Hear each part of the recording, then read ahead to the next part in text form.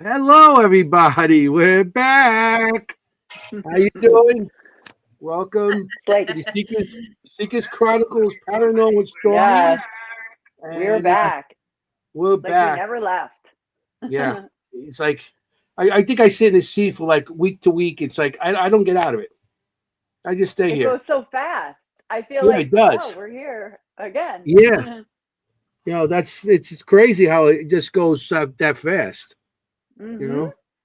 So I just lost my Yep. YouTube thing here. Hey, what's going And on? the three of us did a podcast last night as well that was recorded. So we were actually right here last night, the three of us. Yeah. Yeah. Hi, It And was Jess. speaking fun. of going fast, that was not nearly enough time for us. I was like, No. we I know. 2 hours. Who gives us 1 hour to talk? Yeah. We could do that. Like, Yeah. come on. One of us talks an hour. Then it's got three of us. That's whole 3 hours Anthony, going there. I was saying Anthony can do that without taking a breath. I probably could. I could. I He's know. seen some things, seen it. He has seen it and done I've it. seen it, done it. I've been here. I don't know. He's been around. So how was your weekend, everybody?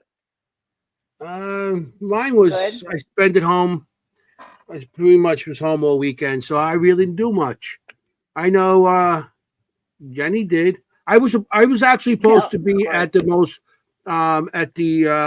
My Haunted Manor, the project. I was supposed to go this weekend. Mm-hmm. They were going to do.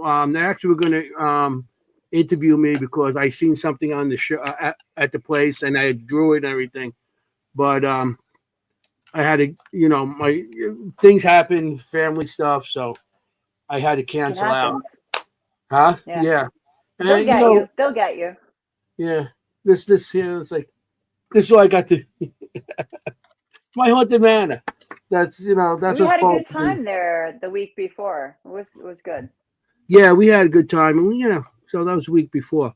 Kim, anything? Nope, I What? worked again all weekend. All weekend. Jeez.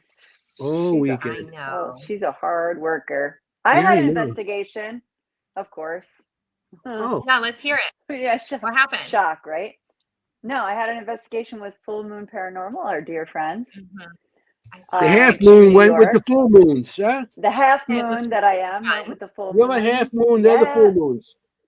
It was actually a public investigation that we hosted, but it went Oh. really well. It went Nice. like a private in terms of things that Really? happened. I mean, craziness. Yeah, like beds shaking, like crazy EVPs, What? like really. Oh yeah, the bed was like shaking against the wall. We were all like, "What is happening here?" Yeah. It was shaking against the wall. Of course, I checked everything. I went underneath it. I went all around it. It was nuts. Yeah. Well, when the bed shakes against the wall, it's usually in a hotel room, What is gonna cause that? Yeah. Well, Unless it's right an down. earthquake.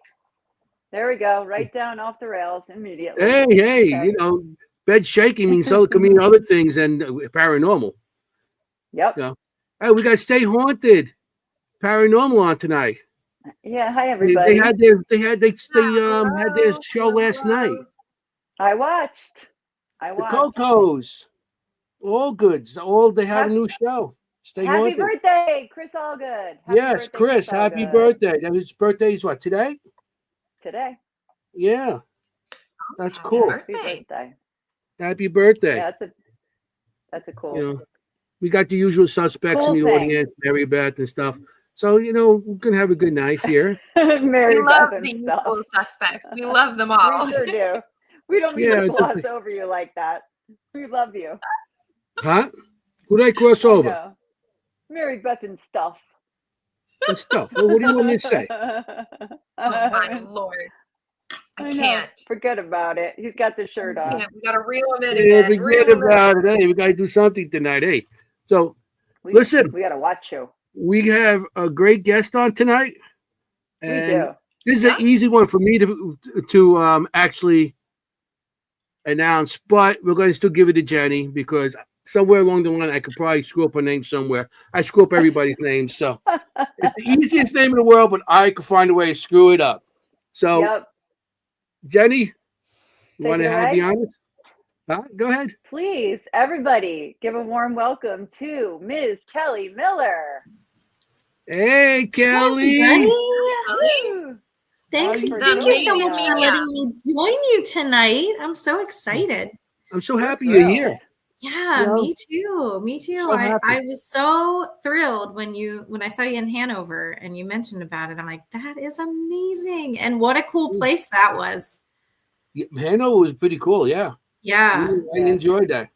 You know? And Yeah. we have since had guests on from there.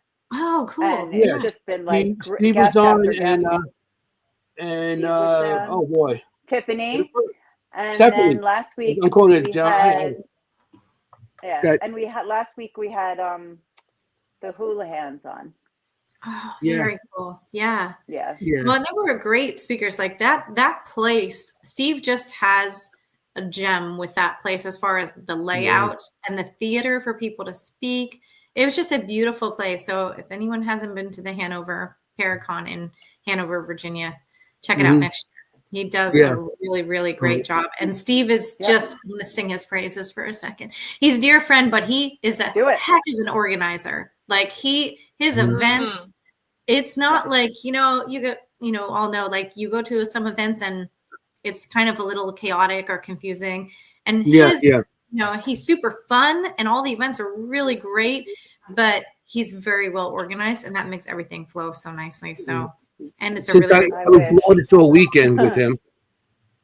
He was calling me Lourdes all weekend because I went down to Iran, got ready, and Lourdes wasn't there, so he kept on calling me Lourdes.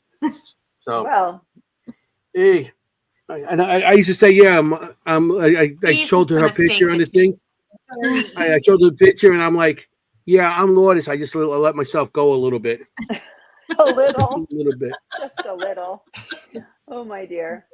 Oh, Yeah, very similar. And so next year, if anybody's interested, the last weekend in January, it's I think the 31st. Yes, the that's Hanover definitely. Paracon. Yes. Well, we're going to see Kelly in Gettysburg.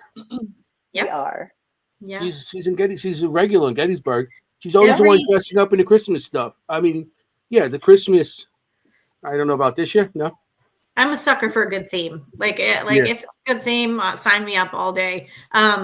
But yeah, I've helped since day one of the Gettysburg Battlefield Bash, and it's just an amazing event. Such an amazing group of paranormal family members that come from all over just for that particular event. We just try to extend it longer and longer and longer each year. So stay that day. I'm waiting for you guys to get to Monday.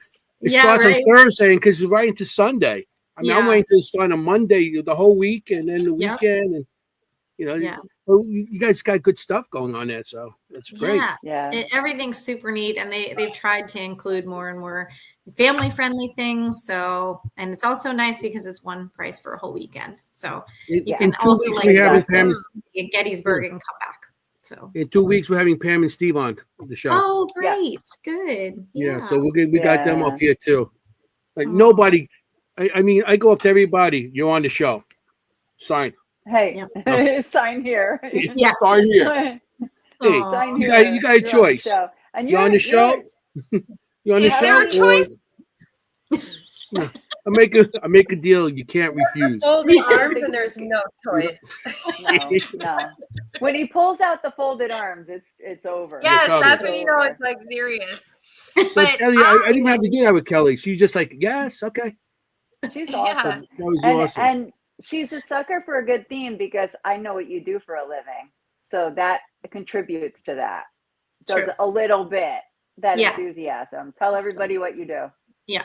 Well, for my own business, I was born a psychic medium. So that's what I have been doing. I do different sorts of holistic healing. I've had different holistic healing spaces. And over the years, I didn't know, I'm here in central Pennsylvania, so I didn't know how open-minded, we kind of shift from community to community around here. I didn't know how open-minded everybody would be, but I've been public over 20 some years and been this way my whole life. And I have the most amazing group of clients and friends and paranormal family just because I was, able to share my true self with everybody and hopefully bring some calm, comfort, and closure, which is part of what I always aim for with my clients. And so, yeah, I mean, I really enjoy being able to assist, whether it's a private case, because I do help in the paranormal sector of things, or whether it's a client reading. But I tried to offer all these different modes of holistic healing as well, and people kept coming for readings. So it just shifted in the direction that we're sent, So awesome. I've been very thankful and just gotten to meet the most amazing people. Before that, I taught kindergarten for 17 years. That's the main theme, probably part even more so than what I do now. And Wow. Now I have a very human job that I won't say on here, but it's a very common human job. Okay. In addition to my own business. I mean, a successful woman, we can't be happier about that. I know you can. Yeah. I know you can't always talk other. about your business. Your business is not public. You know what I'm saying? Keep your business to yourself. Oh my God. Well, my business is through my clients and readings, but as far as like my very human job, it's doing a lot of peopling in my human job. And whereas I used to really enjoy that with the kids, I know because the three of you are so energy sensitive that now peopling is very tiresome. So to, people all day, I kind of have to designate my energy in different ways thereafter, whether it's for, client appointments, which I do mostly online. Over COVID time, I shifted most of my client appointments to online. So you kind of have to designate your energy now, I think a little more so than perhaps in the past, but I'm also old now too, so working 3 and 4 human jobs your whole life, you just get kind of, right now the world's tough energy wise. So Ron. I'm sure. Yes. Forget about it. Well, I love the fact that you actually designated it as a human job. Thank you for designating it as like a human job versus like our other metaphysical kind of odd jobs, because it's totally different. And it's totally, you have to like be in a completely different space when you're with like normies almost, not normies, but like the people who aren't necessarily as aware, because they're literally just throwing stuff left and right. They don't know they're doing it. They just don't know yet. Yeah. So it is hard as a sensitive. I don't know if I myself am a medium too, so I'm really happy to have you on, Kelly, to talk more about the psychic medium side of this. I'm happy for you guys. I'm so happy for Kim tonight because we don't have a lot Kim, of I'm so mediums happy on for stuff. you. I'm so happy for Kim. So happy for Kim. She got one of us. It's such beautiful vibes, because I think some people, and I'm sure you all see it, and Kim, like you feel it around whomever you're around. Some people, everybody who reads is different, reads in a different way. And the way I look at it is some people are very open to others who read, because like in my whole life, I'm like, oh my God, that happens to you too. How do you feel when that happens? Like, oh my gosh, like, isn't it overwhelming? And you have a tribe then. Not everybody looks at it that way. So I really appreciate the vibe that you all have and the inclusive feeling, because that's the main purpose for me in this field, I believe, is like educating other people and forming those bonds and helping. And I sense that you all feel the same way. So that's really refreshing. Thank you. You get your little group of people in the field that you're all like-minded and all are happy for each other, and you stick with them. You might bring more people in here and there, but you always have that, other stuff going on. But even just be happy with the people you're with. Yeah. And that's what, I mean, once I started, that's Lourdes. Once I started, going to Paracons and started opening up, saying, wow, there's people. I walked into my first Paracon, really, I think it was the second one, the New Jersey Para-Unity. I walked in there, and up to that point, I wasn't able to talk. I had people I was talking to and stuff, but when I walked in there, I was like, a weight came off my chest, and I got to talk to people that I talked to, and like they don't look at you with the side eye, and when you're telling people your story, and they like that twisted face and stuff, and like They're like, but that's what you get. But when I went to those started with Paracon, I said, these are my people. I came back. I felt like a weight came. I mean, all those years I had to hide it. All of a sudden, I was like, I'm exposed. Yeah. It was really good. So you're right with that. With the You people. almost like breathe a sigh of relief, I think. Like I get around those people who are so used to just me and, so inclusive. And you just go like, like I can finally relax. Like I'm finally at home for the next several days with everybody. And I think it's so beautiful. I just, and I think energy doesn't ever lie. And I think those people who maybe, because this is just my own personal belief, but from energy work perspective, I think you have to work through your own shadow stuff. And so some people don't always like to do that because no one really likes to do that. It's hard and it feels chaotic and it feels uncomfortable. So sometimes it's a little easier or smoother times of life to be able to do that. But I think when you're around other people, it's like their energy doesn't lie. So if those people are kind of aligned with you and supportive and have worked through stuff, you kind of find that common bond. And then, it's just like the same people I always look forward to seeing when I'm at different events. It's just, it's like, you get to see, and after a while you become friendly too, friends and, like us, we became like family, the three of us. We are family. Us, Ron Lourdes, Rich and Michelle, we're like family now. Like, it's the six of us. Well, we have more people that came with us and, but it was, it was originally us. And then we brought more people and were like-minded, but it was like, and because we're all different groups, we're all different teams, and we're all different places and stuff like that, And, you find your group and that's it. And I see in comment a tribe of weirdos. We're not the weirdos. I love that. That's great. Tribe of weirdos. We're not the weirdos. Everybody else is. We're just normal. Say I'm a weirdo. I'm a weirdo. I've been called worse than that. No, I'm pretty strange. I don't know. I'm pretty strange. She is. But I'm okay with it. Right. Yeah. So Kelly, they're both. I know you said you're born. You were born with the abilities and stuff like that. But when did you actually start being able to use them, or aware that you can use it? That's what I was going to ask next, Anthony. You took the words right out of my mouth. No. Well, my mom jokes that I started to like full paragraphs at 8 months old and I haven't shut up since. So that's what my mom always tells me. And so I would, kind of I receive message by seeing, hearing, and receiving message intuitively. So like pictures, almost like a movie reel in certain respects, mainly as far as readings for clients, not necessarily. And I'm in haunted locations or helping paranormal teams. Again, it's a little different process, but that way. And my mom has abilities. My grandmother who has passed, she has abilities. My fairy godmothers, I call them, they had abilities.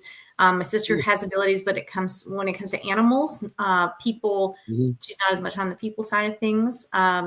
So I think I just have always, I know I've always been this way, and I don't know any other way, but I think as far as my mom noticing, she noticed right away. But I've written 2 children's books, and one is called Invisible Billy, about my imaginary friend that I had growing up. And so I try to, especially when I was teaching school, I never took what I did as my business into school, but the kids know you're open-minded. And so they'll tell you, they'll come up to my desk and tell me, all kinds of things. And I'm like, oh, okay. And then I'll play stupid. They'll be like, but you already knew that. Yes, I did. You told me as a 5-year-old, so yeah, I feel like I've always been this way, but I think my mom noticed first when I was little. The first conscious experience I remember having was about more on the psychic side of things than the medium side. But that was probably 5, 6, 7 when I consciously remember. Okay. You said you taught kindergarten. You taught kindergarten. Go ahead, Anthony. What was that? You said you taught kindergarten. Did you come across any of the kids that are coming up with, like, they're starting being aware of their abilities? Yeah, actually, the year that I retired, my last year was the year after. I taught a year after COVID before I was done. So it was the year after COVID, and the last year I had a parent of a student the student came to me and she was all frazzled and she was teeny tiny and telling me about some of the things that she was seeing in her room at night. And she just felt comfortable to tell me about it. So we talked about it a little bit. Again, keeping things very separate. I just reached out to the parent and I said, I'm hearing about these experiences at home. I just wanted to make you aware that this is what she shared with me in case, there's some fear in the middle of the night. And the mom said, as has happened a few times over my course of teaching, but the mom said, I Googled you. Can I meet with you and ask you questions? And I said, yeah, that's fine. Ooh. So I've helped a lot of kid clients over the years. And she was just one that we kind of talked about some things that she could do for her own self to feel safe in her own space and reset her energy and the energy around her, even at 5. And that's great. I value their trust, and I was thankful that parent was so open-minded. But if anything else, I wanted her to feel safe at night, no matter why she told me or how that was. But yeah, I've had a lot of experiences like that teaching because they just know, like they're just open and they just know. Right. Kim, I cut you off. I'm sorry, Kim. Kim, I cut you off. If you want to, you about to say something. I don't know what I was going to say, but Adam is asking, can you feel things that you see on TV?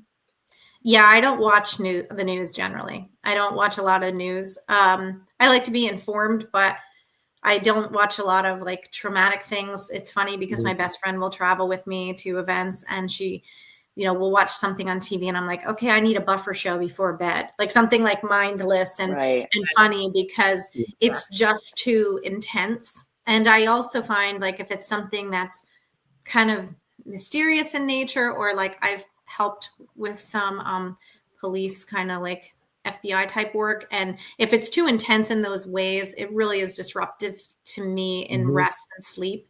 And because human jobs are exhausting, I'm like, I can't get too involved in this. I have to kind of give myself time to separate a little bit. And so I generally watch very lighthearted things. I don't watch horror movies unless I'm like, if a group of friends wants to watch it or something, that's fine. But I don't generally pick them to watch them. I've seen scarier things in real life, so I just don't generally watch them. Yeah, but yeah, I do feel from TV. And I also feel from like the internet web videos. Like it seems very just, kind of mindless to scroll sometimes. And I think that's very detrimental to people in so many ways.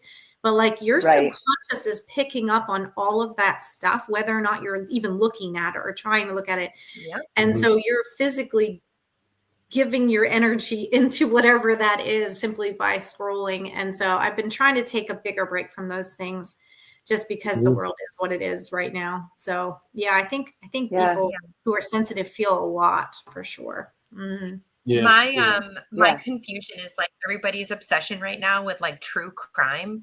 And I'm like, why would I ever want to like dive into that? I'm like, that's real. Like those, like so I can't, I don't get it. I don't know if people are like trying to feel something from it or like there's this weird curiosity about it that more people are tapping into and starting to get like feelies from it maybe.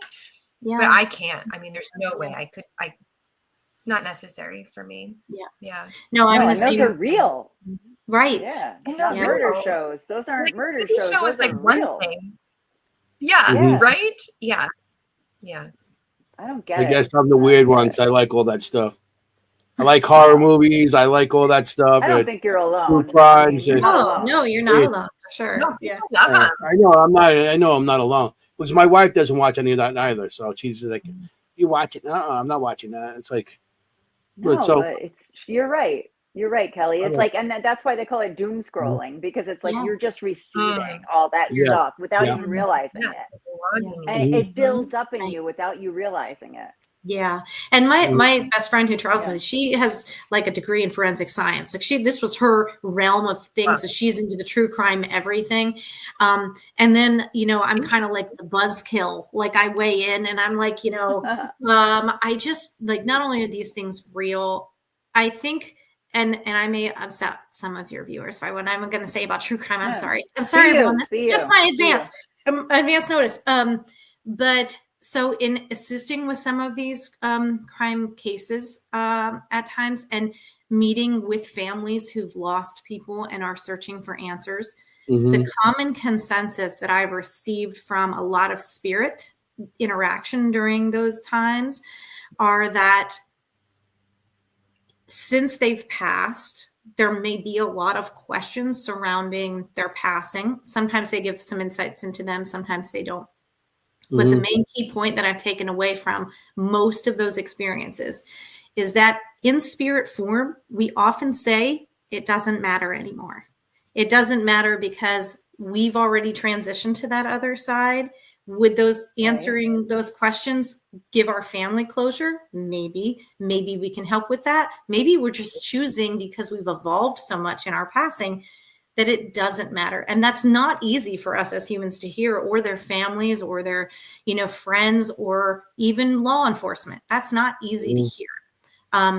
But at the same time, I really try to look at it from that perspective of we're trying to find peace, and sometimes spirit's just reassuring their family that they're peaceful, and some of those questions don't matter. So I look at true crime things that way too.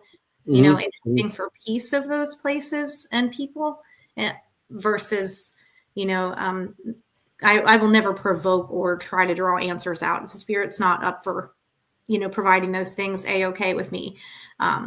So it's just something I don't really get the true crime thing either, but that's because I see it from the side that you all see it. So I see. We project onto spirits. Is that what you're saying? We project our need to know, our need to.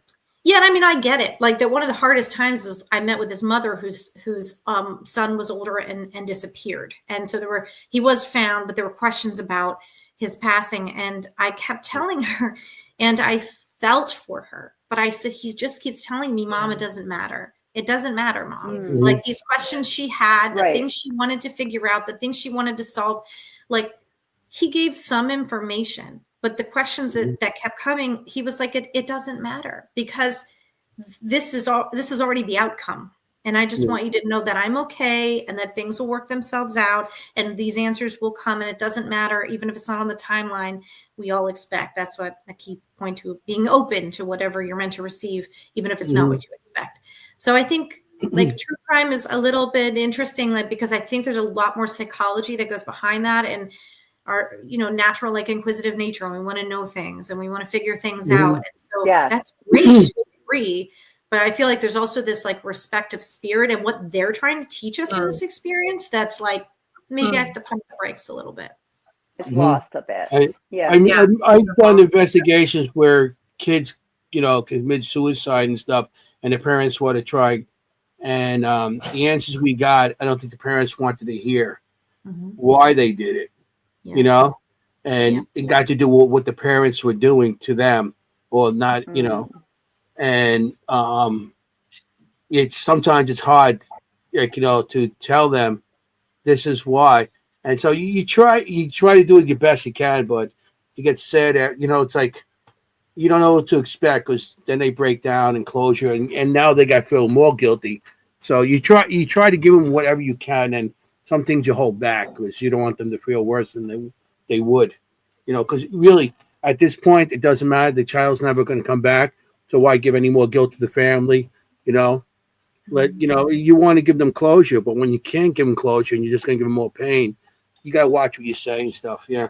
Well, and I think if it's between, equipment, or Kim, I'm sure you can relate, you don't always like what you see. You don't always like what you hear, what you pick up about something. You don't always feel like, okay, well, not only is, this something that maybe I don't, I'd have to tactfully word to relay, or maybe this is just something that I'm not sure of the connection and the meaning right now, but that doesn't mean it's any less relevant. And so even though you don't like what you hear, I always tell my clients, I'm going to be unfiltered with you. I'm going to relay exactly what I hear and see and what it sounds like.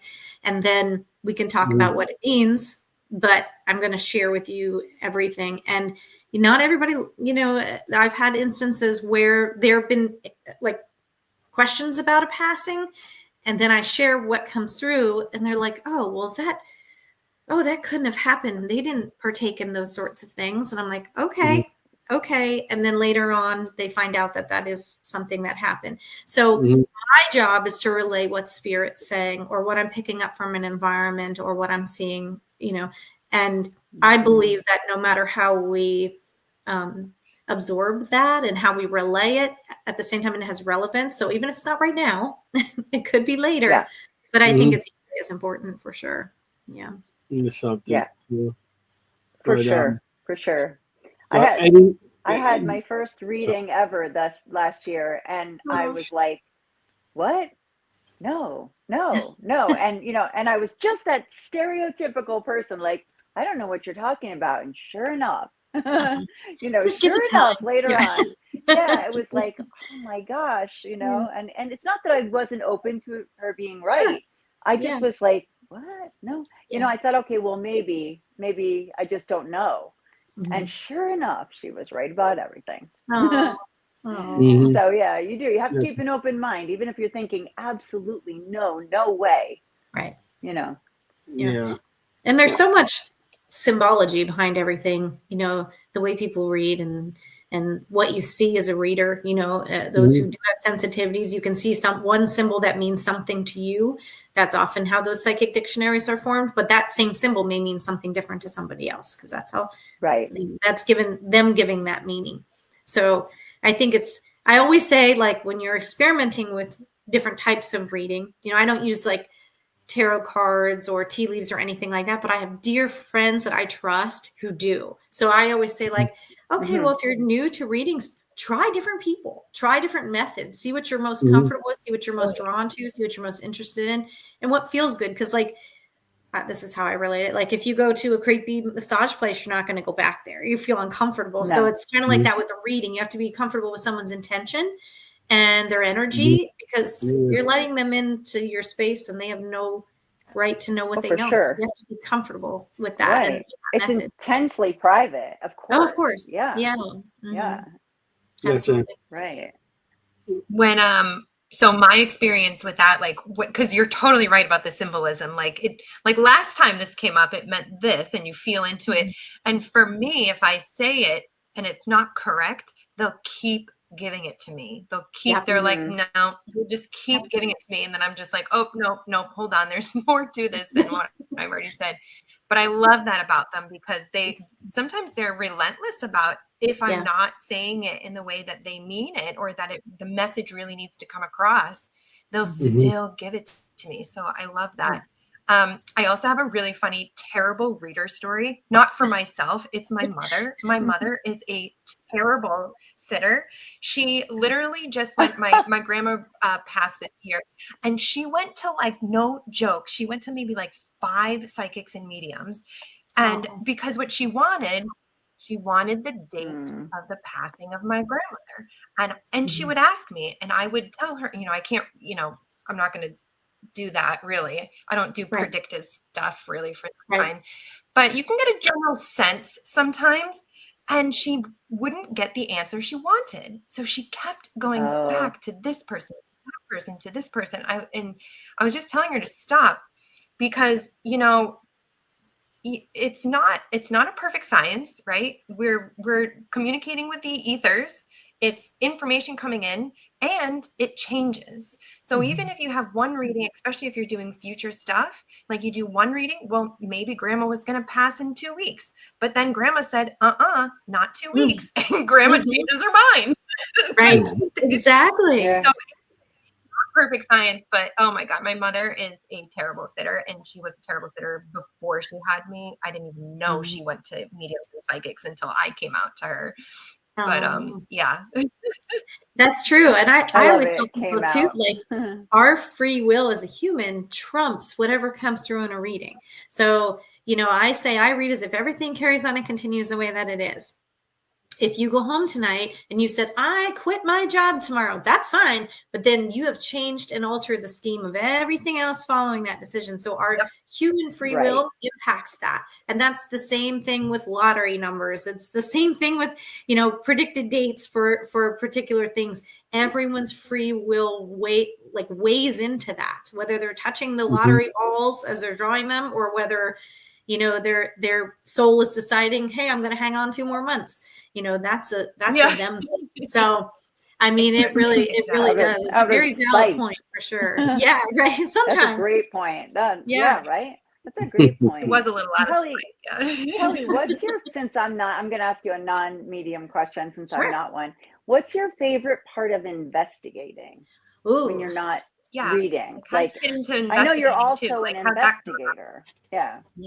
It's a completely different process. Like I said, right. When it's with paranormal teams, like my favorite investigations are private ones. My favorite, most poignant memories from investigations are private investigations where sometimes I go in first to kind of feel the environment and let the paranormal team kind of know what they're walking into. Other times they'll kind of call me in when they've done other things and they're ready, for me to come in too and assist. But I think it's just a unique and different thing completely because you're dealing with a different vibrational energy than like our loved ones. Sure. It's just a much lower, closer to our plane energy.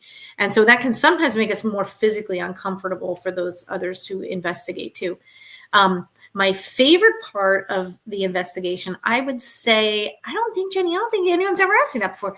But I think my favorite part is the initial walkthrough for me, because there are times that I've gone into places with people or even public events and I'm walking through. I remember, and Anthony, Flip. So Jenny, you too. So I was walking with Flip. We went to an event and we were walking through this location and I kept looking at him because he was very familiar with the location. I had not been there. And I'm like, what did you do to me? What did you break? Like, I'm going to need so many breaks in this place. The energy was just like, and it gives me that, okay, this is what I'm in for this evening. Like, okay. And then it gives me kind of a heads up with what's happening. There were certain parts of the location that I was like, you may I want you to take another person with you in that part. Don't go in, so there just kind of gives you a little bit of a heads up, but that initial feeling out that energy, I think, is so impactful. And also with that said, we're so extrasensory. So like literally sitting, listening, like not the first little bit that we're in a place, just quiet and listening, because I think so much can be so forward. We just have to be so receptive. And I think that's really hard to do because we all get in there and we want to be super excited and, set up everything right away. And in the meantime, I'm like, let's take photos before we enter the room. Let's just go in with a peace of mind. Let's just sit for 3 to 5 minutes in the dark, in the silence, and see what we hear. So, I think that initial feeling of the environment is my favorite part for sure. Oh, I love it. Yeah, you would so be part of our crew.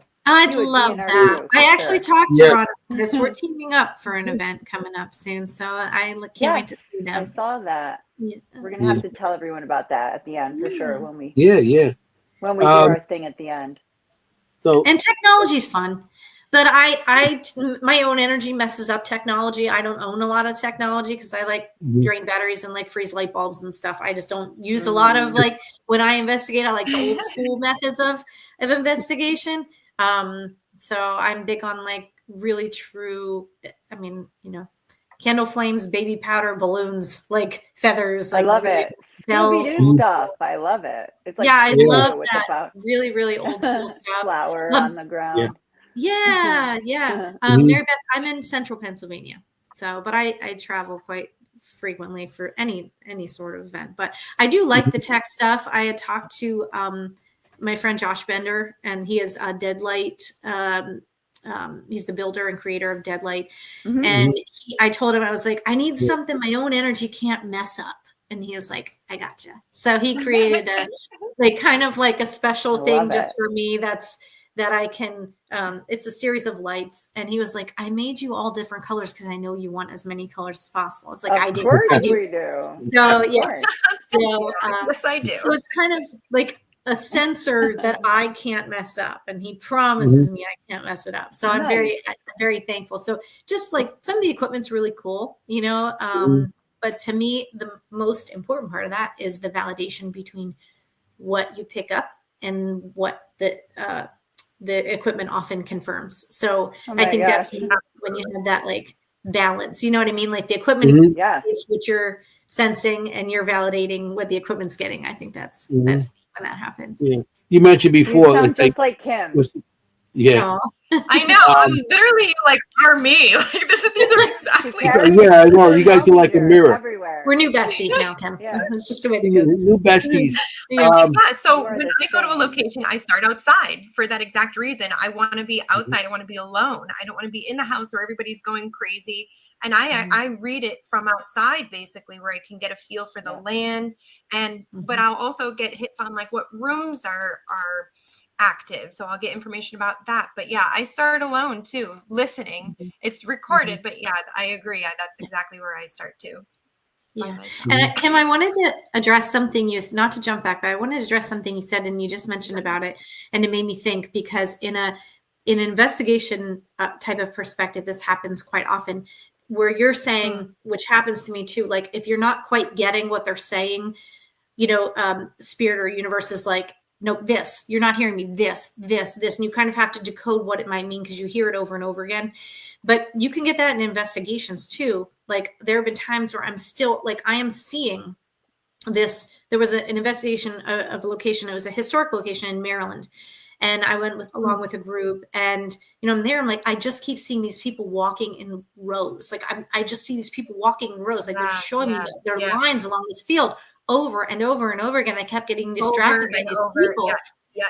And so I was like, I don't know what this means. Well, not until halfway through the investigation did one of the historians come by. And I was like, can you please share with me, like, what happened right here with these people? And he was like, oh, that's where they all went to work every day. So they walked that same path between there and their homes. And I'm like, okay, thank you. I didn't know, the team didn't know, there wasn't anything displayed there, but you hear it over and over again. And that also plays into being a human, because people get in these like cyclic behaviors. And until you learn what that's actually supposed to mean, or you have like stupid relationship after stupid relationship after stupid relationship, and until you learn that lesson or what you're supposed to get out of that, you keep repeating it. So I think that's a very human kind of analogy almost to what we experience from spirit. But I thought that was really important what you said, because it does happen all the time in different ways. Yeah, you got to do the work. I know exactly what you're talking about. Yeah, you do have to do the work. Nobody wants to do the work, but it pays off after it's done. It feels a lot better when it's done. Yeah, and then you're not in the rat race. You're not continuously walking up and down anymore. You're on to newer and brighter and better things once you work through those patterns. Yeah, no, I totally agree. There you go. Totally agree. Love it. It's like it's like the girl show. I'm just sitting here while listening to everybody else now. Sorry, Anthony. Sorry. Well, it's so funny you say that, Kelly, too, is because also when I go into the locations, it's like an immersive experience sometimes, not all the time, but it's like an immersive experience. And people are always asking like, oh, how are you doing this? And it's like, well, I use a lot of different of the abilities. You're using the psychism, you're using remote viewing, you're using mediumship, because I'm sure you do too, but I have spirits who may come to me and communicate to me about the location. They're not stuck there or anything, but they're coming through because I invite them to tell me about this place. What's so special about this place? So it's using all of those different, and I know totally what you're talking about when you're seeing something and you're like, I don't know what this is, like, but it's happening over and over. And I love if you have a historian available, because it's like having, so I'll also say kind of like my location is my sitter, whether I'm doing an investigation or, private investigation or public investigation, whatever. That location is your mediumship sitter, basically. But your sitter is able to give you like immediate evidence response. They say no, yes, maybe. So there you get like the whole story as it's unfolding. But when you're at a location, you don't really have somebody there usually who's like, oh yeah, I know what that is. I know what you're seeing. I know what you're talking about. So I've ended up going a lot into the history books to help me. But when you can have a historian on site like that, that's perfect. Yeah, it's really great. We've had investigations where that worked really well. Having a historian right with us, like amazing. I agree. Sorry. And I like to know as little about a location as possible before going, which I'm sure, you're the same way. I like to, I do a little bit, some remote viewing too, Kim, if I'm going to a place that I'm getting an uncomfortable vibe right away, I'll kind of do a little bit of remote. So I kind of have heads up about what I'm getting into. But I find that I just, I like to know as little as possible in general about a place. The main places I do those sorts of things are for private homes, private investigations. But it is true because you just kind of like, you can feel it and you can sense it, and then you get there, and then you have to give yourself some time to decompress or center. And I think too, I help with the teen paranormal camp every year from SOS Paranormal, where they invite teens who are like 10 to 17 years of age. And we teach them about the basics of, being a sensitive, using the equipment, the morals and ethics of investigating. They get to meet some celebrities. They get to go to a different place each day of the week for a whole week in the summer here in Pennsylvania, all over the center and eastern part of the state. And they get to go to a lot of places during that week that are bucket list places for people who are even seasoned investigators. So if anybody, quick plug for that, because that's coming up in June. Please. Anybody who's interested, has a teen that may be interested, it's a flat rate for the week. And it includes most of their travel, excluding getting them to and from the home base, which is in Schuylkill County. And you can find info on that at SOS Paranormal on Facebook. So Jody Nettles runs the camp. She does an amazing job, and every year she asks me to come back, and I'm very thankful because that age group is so important. And so making sure that you have a support system if you're going through that kind of blossoming and opening up, and then you're interested in the paranormal, it's good to have kind of an outlet for that and people to support you. So I think that's fantastic, because I looked into it a couple of years ago, and I see it, and Ernie's involved with it and everything else too. So so I thought that's very, very good for the teens and stuff. That's amazing. We need more of that. More. I wish I had the time. I would come out and help you guys out. Yeah, we do, and they get to go to such cool places. I mean, they're going to Pam and Steve's to the Hoover House in Waynesboro. We take them to Pennhurst for a day. We take them to Selma Mansion in Norristown. We go to love Selma. Different times we went to sometimes we'll go to Muhammad Ali's training camp, which is in Schuylkill County. Sometimes we'll go to this year we're going to Haunted Elks Club, which is in Schuylkill County. It's an amazing place. I've been there several times. Oh, cool. But just cool places where they get to practice with the equipment. They get to practice communicating. They get to practice their sensitivity and a safe space and have the support of adults. And adults need that support. Like we need our community and our family members to feel like they do good. Yeah. And so it's a wonderful, wonderful program. And it gives the kids a lot of opportunities that otherwise they wouldn't really get to. Like I said, there are certain places as seasoned investigators we don't always get to go. So it's kind of cool that they're invited to go through during. And then you get to hear their thoughts, and maybe you can learn from them too. Because I'm a big believer. I'm a big believer. I've been, we all been doing this a long time. None of us are experts. We know what we're doing, and we do what we're going to do. I know Kim's going, but I haven't been doing it for a very long time. But Kim's new. But we're all open to learn from anybody. The person could be just in it for a year. The person could be in it for 30 years, 40 years. You can learn from anybody. And the new people coming in. Because I was a foreman for years. I was an electrician in the city. And I might get an apprentice in that sees something different than everybody else. And I would say, let's try this kid's way. And the guys there for like X amount of years. I found out sometimes those kids come up with a faster way because they're coming in with a new vision.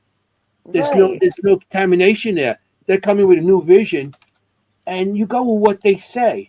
Or you just try it, give them a chance, and then you try it. They look at you and they're like, and they're like, wow, and they feel good because to somebody that's been in the field for a long, long time, and giving them a chance. So I think that's great. That's a great camp. Yeah, thanks. I wish I could be involved with it if I had the time. Yeah. We have a good question. Do they have to be in PA? They don't. Oh, yeah. They just have to meet. Yeah, they don't have to, be in PA. Yeah, they have to get to the home base kind of where they leave from each day. But depending if it's close enough, like the locations in Eastern PA, Jersey people could attend, probably Delaware, Maryland. It just depends on where they're located. So they could even meet up for a day or something too. And cool.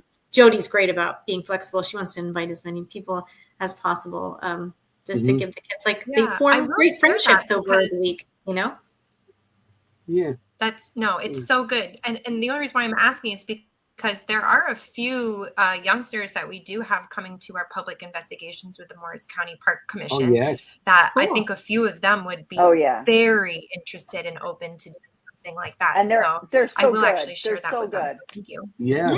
They're so good. We love them. Yeah. They're young, like young though. Yeah. They might be too young, like 10 or 11. Well, no, there's a few teenagers too that come. So I was thinking of Eli. We have this one girl came. She's so into it that she actually made her father bring her after a soccer game. She's still in her soccer uniform. Yeah. With all the stuff. She came in her soccer uniform, and she comes to almost everything we do in Morristown. It's awesome, really. And she gets great results. It's so funny. I feel like the spirits love her because she's learning from her girl, you know. So she brings them out. We had a good question I don't want to miss about you two from Mary Beth. Question for Kelly and Kim: how far away can you communicate with spirits? Does distance matter? Go for it, Kelly. Well, I think it depends on what the goal is. I think it's all up to spirit willingness and to communicate. And that's like in a private reading to a loved one, or that's in a public investigation at a historic location. It's all in what spirit wants to relay and how they want to relay. As far as the distance, I mean, I believe our loved ones are around us all the time. So one might not take that as a lot of distance. On the other side, and the way I look at things, they're on a different plane. So to me, that is very much of a distance. When I'm helping with, the investigations, or the crime things and that kind of thing, I don't have to be there. Those locations I do remote view. So miles don't really matter as far as energy flows. To me, it's all a wavelength. So if you can tune into the wavelength of whatever energy you're trying to communicate with, it's just tuning into that radio frequency, right, Ron and Lourdes? So I think, that's just like distance doesn't. No radio. Distance doesn't normally, It's not a radio. No, not a radio. Not a radio. It's a method. No, I was. That's right. That's right. What do you think, Kim? We know what you meant. Well, it's almost like you read my typed response because I did type a response. I said, for me, Mary Beth, there's no distance. It would really depend for me if they are willing and open to communicate. Yeah. So, absolutely same exact experience. Totally. No. Kim, I'm so happy for you tonight, Kim. She's like, yes. Oh my God, I'm typing the same responses. It's so good. Well, and I think too, like people say, which when you kind of nodded your head, Kim, I think you were reading my mind when Anthony, when you said like, there's no professional people. And that's kind of to me that when people talk about that, no offense, anyone, but I kind of roll my eyes because I think to myself, I don't consider people necessarily professionals, but there are trusted, seasoned, very knowledgeable people in all of the areas of the metaphysical and paranormal communities. And I feel that there's relevancy in that experience. And there's, in the genuine nature of people and the dedication and the true desire to try to learn more. I think there are definitely very legitimate people in the paranormal, and it's just about finding those people or knowing people who can help you in the direction of finding the people. So that I think you read my mind when when you said that too. And I think Ron, or maybe it was Lourdes, one of you had a comment about remote viewing that I saw in the chat. I can't find it now, but yeah, it's Lourdes. If you have the ability to remote view, I don't believe there is a boundary. If there's a boundary with a medium, they're creating the boundary themselves, my opinion. That's Lourdes. I think it's a process. Well, anytime I would do any sort of remote viewing or even going in person. There was one time I was with Ron and Lourdes at the Hoover House, and they were using their equipment. And I always, I'm sure Kim does too, like has a routine and a ritual for ourselves about energy protection. And I encourage anybody to do that, who's sensitive every day, just dealing with the world, or who's an investigator or whatever, by whatever means. But I think it is a ritual, and it's kind of just how I set myself up to be able to designate that energy for that purpose at that time, and still retain my own human energy that I can go home and do laundry and, work a human job. So I think it's like you have to kind of have that boundary. What'd you say, Kim? I said, the human things. I know. Yeah. I know. Do you how do you ground yourself after you do an investigation or you do a reading? You ground yourself after that? Well, anybody who's investigated with me in the chat may laugh at this one because they know I don't sleep where I investigate. Like, period, the end. Like, if it's a haunted location, it takes me a lot. I have done it. I don't like doing it. I like to create the boundary of I am leaving this space.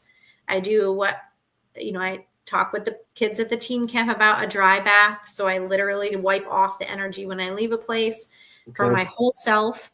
And I create that separation. I keep some crystals and sage in my vehicle, not for any reason. I don't light it. It's just there. It's a boundary. It's just, I cleanse my equipment, which again, Flip would laugh at me, but I always am on him about that. Because your equipment is loaded with batteries, literally, that you're taking from place to place to place. And so there's so many things that I just try to separate, create that boundary. And then as far as grounding, it's, I don't care if it's like 3 a.m. It's usually a thorough shower, change of clothes completely if I can't do that. Wow.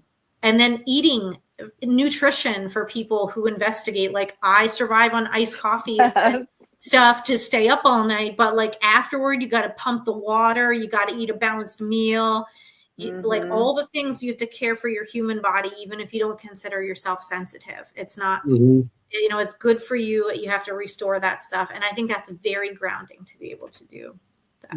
But nutrition is a lot of water during investigation. I know when I go in, if I'm seeing something, because I do the spirit art.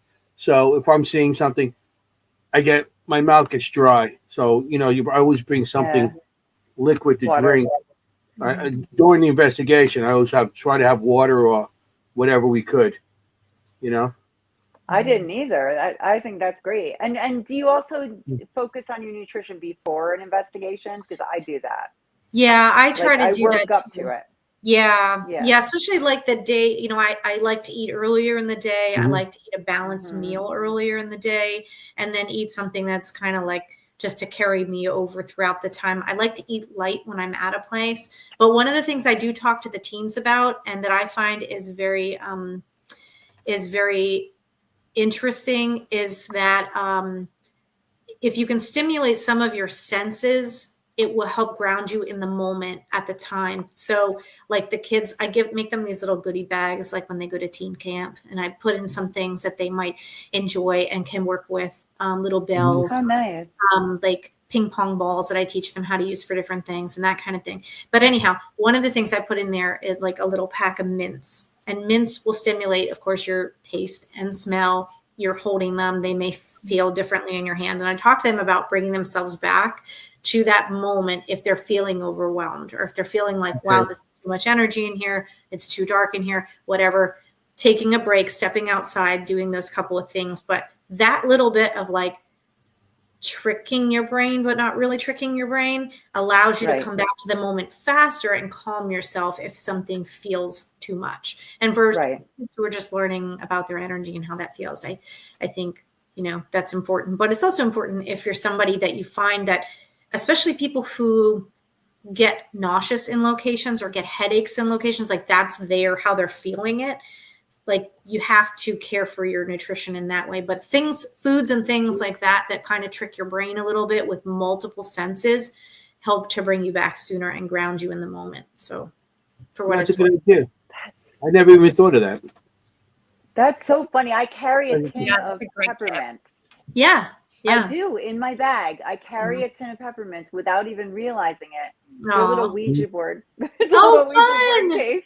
Yeah. And I found it at some Halloween thing. But I love them during investigations. I think for me it's focus. Like I like chewing on them. Like I focus on, like you said, it's the taste, it's the smell. Yeah. It helps me focus. Yeah. So I guess I didn't even know I was doing it. Yeah. Yeah. And it also kind of tunes out other things, because I know, like, again, my best friend who goes with me, she doesn't consider herself sensitive. She is, but much like people who she doesn't think she is. But one of the things that gets to her is scent. So like she'll go into a place and she's like, oh, this smells so that she's just clairsentient in that way. Like, and so I encourage pumping the mints or whatever it is of that, sometimes she'll take really fruity gummy bears, something that overstimulates her palate, because it helps calm the sense of what she's experiencing and therefore calming her brain about the whole experience. And she can stay in a location longer. So it's funny because I think there's such that, like, people want to make that science connection and like to our, from our plane to there. But I think a lot of times in caring for our human bodies, we end up making that connection a whole lot smoother and easier without necessarily trying. But to me, I think those particular little things, especially like nutrition or little, food things, I think are really, really helpful. But we all survive on iced coffees and energy drinks the whole time. It's, whether or not we Red Bulls the whole night. Wait. Cannoli. I got my wings. Cannoli. She eats a lot of cannoli. Yeah, that's also too. Cannolis and Red Bulls. That gets us through the night. That's basically it. Oh, yeah. I have like a whole emergency food bag of me, I use a lot of much after. Like for me, it's just very, very grounding. As much meat as I can get. So like a lot of actually beef or turkey, like those what are they? The little bars, the little jerky sticks kind of things. Like some of those I can carry those in my bag, or like something really bland, like saltines or something. But I totally get the sense too. Like my nose sense can be very, very intense at some of these locations. But so I actually don't have a very elaborate cleansing or grounding ritual other than the food. The food is really the most important one for me. But I'd be interested to hear for the dreams, because I don't tend to, that's not true. I have absolutely stayed at haunted locations for sure. And, but for me, and I'd be curious to hear about this for you, Kelly, is usually we have like booked events, right? Like we're going to this investigation. Often they're booked weeks in advance, months in advance. And I actually, a few days, usually before an event or wherever we're going to investigate, I'll sometimes have spirit showing up in my dreams for these locations that I'm going to. And they'll come in with like information about the place and stuff like that. So I'd be curious if that's one of the reasons why you don't stay, or if that also happens to you too. Yeah, I that's kind of in that little remote part that I do. If I'm like, I need to know about what kind of energy, like, does anybody have anything that they can relay to me ahead of time? Again, putting boundaries on that, because I don't want to have, a random spirit from the haunted hotel, hospital, jail that I'm going to follow me around for several days until I get there. So like, there's like a boundary, but it's more in that picture, that information. I'm never worried about bringing anything home with me. I am very comfortable in what I've done for so long. And I really just feel very confident in that about myself and the strict boundary that I keep. But I do that. And I do, sense that as far as like going to a place and like you were saying, kind of taking some of that time to acclimate myself. And like, now that I'm here, can you show me when I'm here some of the things that you like you were saying, maybe particular rooms or particular areas that like, okay, now this vision's making sense. Before I just saw it as a picture, but now I'm seeing it like, okay, they're talking about over there or behind that wall. And then you can kind of compare. But yeah, I think, you know, seeing that. Have you been to White Hill Mansion? I have. Have you been to- Okay, so I had a dream before of White Hill Mansion, and they showed me 3 steps in the attic. And I was like, why are there 3 steps in the attic? I'm like, this doesn't make any sense at all. But they were showing me the 3 steps into the attic, and that would be a very active place. And there was a whole bunch of other stuff that went on, dates, a drama with the neighbor in the plot land and all that stuff, which is all true. I found out all of that's true since then. But yeah, it's so cool. Like when you actually go there and you're like, oh my God. Well, I think it's like maybe 2 steps in the attic or something like that. But yeah, there's like 2 or 3 steps at White Hill. So yeah, super fun. Yeah, that's the going into that room, isn't it? That like hidden room? Yeah. Yes. Yeah. That's a lot. That's a very active room. A lot of stuff coming in there. Yeah, and it's amazing how that place. I've been there, and that's a really beautiful place. And I've been there quite a bit. But it's amazing to me each time, and this is just kind of a tell to anyone who investigates. Each time you go to a location, not only can you experience different things, but the energy of the place can feel extremely different. And that's a place to me that each time I go there, the energy feels completely different. It's either more intense in a certain place, more interaction of a certain type, more avoidant at certain areas, certain parts of the property. And I really think it has to do with, just like I would say about any location, the people that are in there, the people that investigate, the intention which people investigate, the type of equipment, the type of communication. And you don't know that of anybody else who came before you. You just know about your group that you're going with, you know?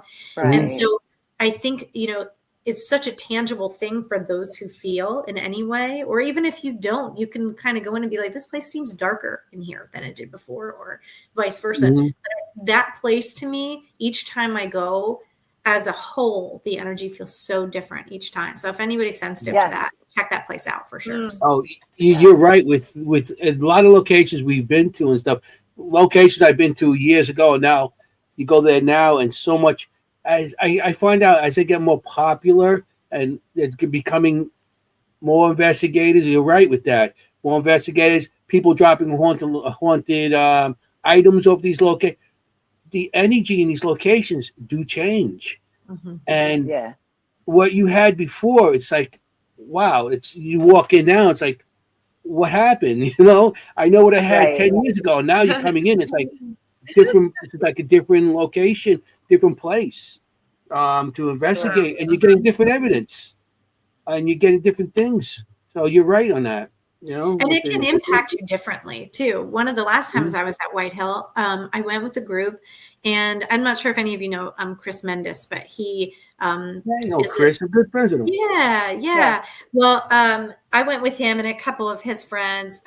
We went, who were very new to paranormal investigation, along with Nancy Davis, another very, very sweet and talented psychic medium. If you haven't met her, Kim, she's wonderful too. So we all went to White Hill, and it was funny because I had been there quite a few times. So had Chris, and so we were done. I've been there with Chris also. Well, yeah. So we were done. There was a certain part of that location that I said, and Chris and I investigated together a lot. So I looked at him and I was like, I'm tired, dude. He's like, yeah, me too. I said, I think we're meant to, and everyone else was just really fading. And again, with nutrition, with rest, there wasn't any reason why I would feel that way other than energetically. And it was everybody. And I said, you know, I think we're meant to kind of skip that particular part. And every time we had tried to get to that area of that particular floor, something came up. Somebody had to take a break. Somebody, something happened with equipment. We just felt, like, oh, let's do another place first. And we kind of just naturally avoided that whole area. So at the end of the night, he said, oh, do we want to go back and do that? And I said, I'm just so tired. Like, I really feel like we're not meant to do that tonight. And you can feel the energy shift in the air because I'm big, like, if you prod and poke something too much, eventually you get something you do not want. So like the energy kind of was shifting a little bit. And I'm like, I'm content skipping that this time because me too.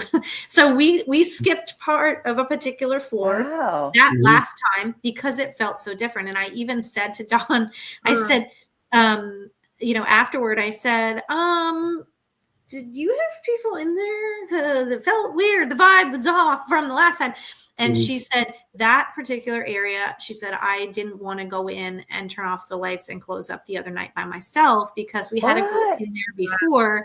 And whatever they did made me very, like, going in there, it felt very uncomfortable. And I was like, okay, so this makes sense. So we didn't talk to her until after we were done, but it's just like evidence, like she's in there all the time and she felt all different. the time. Yeah. So, I mean, I really just, like, everybody who investigates, like, honor yourselves and, like, watch your teammates and the people you go with, because our human bodies give us clues. And, sometimes when we push too hard, like I said, we end up with things or dealing with things that we didn't set out to do or deal with. You ever find out, like, if you go into an investigation, I know you have to go in and you try to be happy, or, if you go in with a negative attitude, you're going to get negative things. Yeah. If you go more positive, okay, some you're going to get negative, but you're going to get a lot of more. I find that when you go in with a more positive attitude, you get more evidence than with a negative attitude. No, I agree with that. Because a lot of times, we human lives, like you said, it's like, you don't know what's happening before, and you might have an argument, something. Then you go into investigation, and then you're like, your energy is negative. So it's you're like vulnerable. I think. Yeah. Yeah. So you're more vulnerable. So you try to go in there with most positive attitude on anything, investigations, or because you'll get a different type of evidence out of it if you get evidence. Not everywhere is haunted. I mean, you go to White Hill, you're going to get haunted. But not everywhere is haunted like everybody thinks because the orb flies in the air, But, sure. And I think I agree with you. Certain places are different with the time. Like sometimes you can go somewhere, like there's a location I'm thinking of in New Jersey where I went there one time and I was like, this place is supposedly haunted. Like, what are they even talking about? And then the next time you go, you're like, oh my God, it's off the chart. Yeah. I mean, it can be that different. It can be like you feel nothing happens. You're there for 6 hours. You may as well be in your living room, kind of thing. But the next time you go, it's like voices and things getting thrown and things. You're right. You have to hit it just right. Yeah. Yeah. And there it again is like all spirit communication too. And I think like our again, I don't ever tell anyone what to believe. So this is just from my interaction with spirit. But I believe too, because of the sort of boundaries and routine that I do before I investigate, I believe I have kind of a spirit team with me as I'm entering these places, a protective bubble, if you will.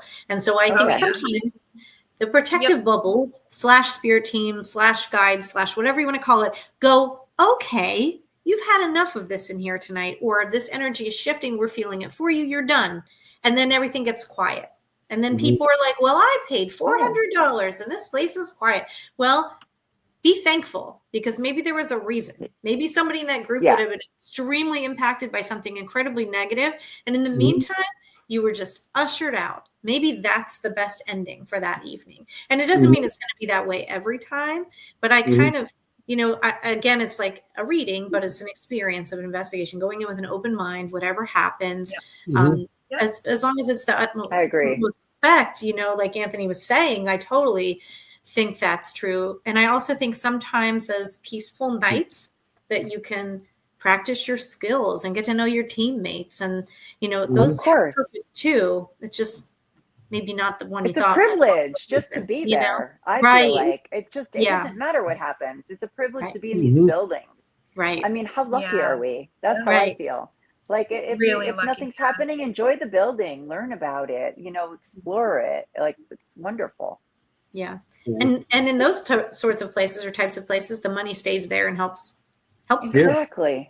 At least that's all I care about. Kind of think about that for the night, help them out. Yes. Yeah.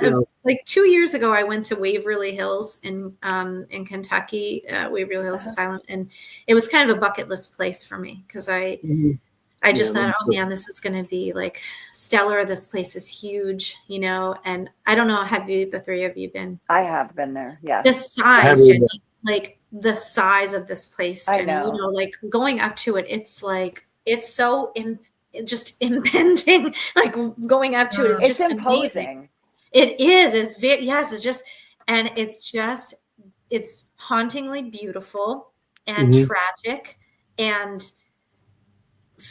just silent, and it's just a vibe all its own. And the whole night in there was very peaceful. The night we went, like any other, and I know a lot of people experienced different things there and had, different experiences. The whole night we had experiences, but they weren't a lot of the big like shadow play that sometimes people witness there and different things. It was more of a like smaller things happening more frequently for a while. No, it'll be quiet for a few hours, and then it's more smaller things happen. Then be quiet. So a place that's known for that kind of large scale interaction was fairly quiet, but I, like you said, just considered it like an honor to be there. Like this was, I wanted to just walk the place, and then after that, I'm like, well, I definitely have to come back and try this, again another time. But it was very calm. There were a lot of bats. Like I always, like my friends, I'm incredibly short. And my rule for investigating is I'm never first. I'm always in the middle. I'm never first or last. I'm always in the middle. We're walking through these places. But my tall friends, I love it when there's bats. I love it. Man. Like, oh, got hit. Bats. I'm tall. Yeah. I'm tall. And I've gotten hit. I wouldn't do that I've to gotten you. hit so many times with bats. Like, because I'm always the tall one. But Kim is a veterinarian, so she's always like, "You're all getting rabies, but I'm not." Oh yeah, I'm like, if you see an animal, let me know, because this is like my one and only superpower here. I am vaccinated. Like I can save you. I'm vaccinated. She's like, I'm not getting rabies. You guys are. It was so funny. Oh, you would have liked it, Kim. I always get hit. Always get hit with bats. I'm like, oh, why is it me? This one time at West Virginia State Penitentiary, Moundsville Penitentiary. I've been there with bats. Yes, that's a fantastic place with each time intense interaction there. Each time for me, it's a very fascinating place. But the last time I was there, we were coming through, and I was asked to come along with the team who were coming through. And one of the people in the team like stops me, and he puts his arm out and he like shines his flashlight around. He's like, "Did you hear that?" And I was like, "Yeah." And he's like, "I don't know what that is." I can't say his name. He'd be embarrassed. And I was like, I'll tell you what it is. He goes, "What do you think it is?" I was like, "It's a raccoon is what it is." And he's like, no, it's not a raccoon. We're in, no, it's not in here. We're in here. Like there's walls and we're in the hallways. And I was like, "It's a raccoon. Come on. Central Pennsylvania, it's a raccoon." And he's like, no, it's not a raccoon. And I'm like, let's just look around a little bit. And he's like shining his flashlight. There is this baby raccoon clinging to the wall on the inside of West Virginia State Penitentiary. And I was like, I feel so bad for that thing. I don't know how it miraculously appeared. There were no windows there. I don't know how but it was clinging for dear life. And I was like, okay, let's just, let's keep going, Mom. We'll come get it, or it will find its way out, but like it was too hard to help it. So, but it was funny because I will never let him live that down. Like, "Do you see raccoons on your next investigation?" And he's like, "Kelly, you're not even funny." It was don't you watch horror movies? It's always the cat. Right. With the bats, I learned on it with the bats that they can interfere with your cameras. Yes. And I was at Burlington Prison, and I had my DVR cameras all over the place. I had down there the CC camera, and I just heard like clicking. I'm like, what the? And all of a sudden it went, and the soldier, I'm like, what was that? And then later on, I seen, because you got it's a dark area, but you got the light on, got the night vision, and you see the bats flying around. I'm like, wow, I didn't realize, because they got that, how they fly with the clicking and everything. It actually made my camera like, the lines to it.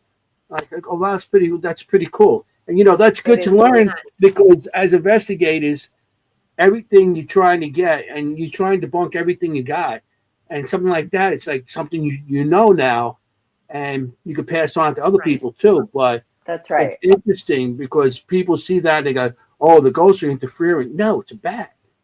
Sometimes, that's another thing. When we're out there, people don't realize that it could be just nature.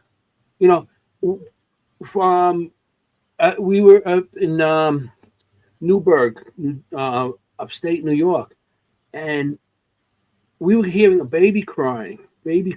So we got this baby crying, and then I looked up there. There's red foxes up there, and the female, when they're in heat, they sound like babies crying. Mm-hmm. And this place has red foxes all over the place.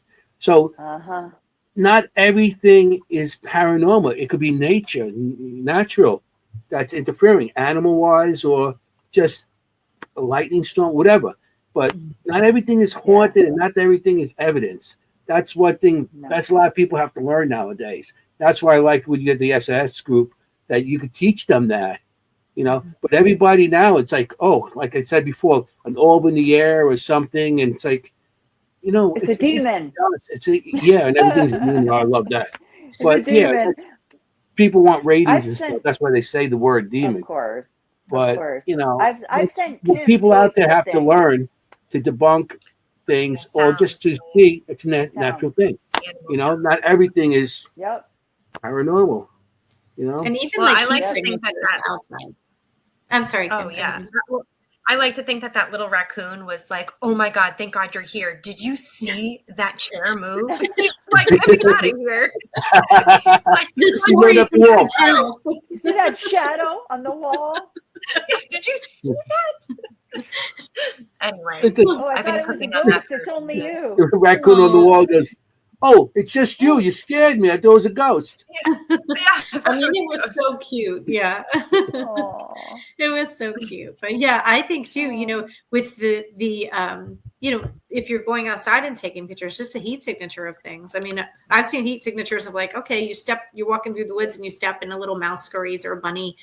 That flash also looks suspicious, but I just joke that, like, for seeing dead people, I'm one of the most analytical investigators you're ever going to meet, because I'm going to be like, oh no, that's this, that's this, because you have to think that way. And as humans, we try to calm ourselves by thinking that way anyhow. But I think with the technology and like the sensitivity of the technology, it's just amazing, because you kind of, it allows you to see beyond, of course, what you can normally see as a human, and then you do wonder. So that is good, but I think we have to know how to use the equipment too. I think sometimes people get equipment and you go open-minded. Yeah, and going open-minded with everything's haunted. No, going open-minded. You learn your equipment and you try to have a control area, so have no effects from outside. Contamination.